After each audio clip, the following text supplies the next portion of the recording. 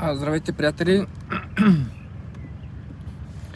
Днеска гласувах, не знам за вас, но ако още не сте го направили, хубаво е да гласувате, защото нека да се опитаме да направим нещо така заедно, да изберем някакви читави хора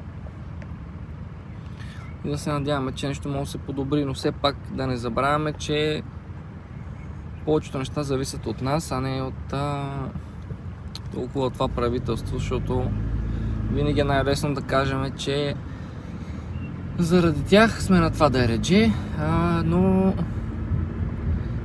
не е баш така.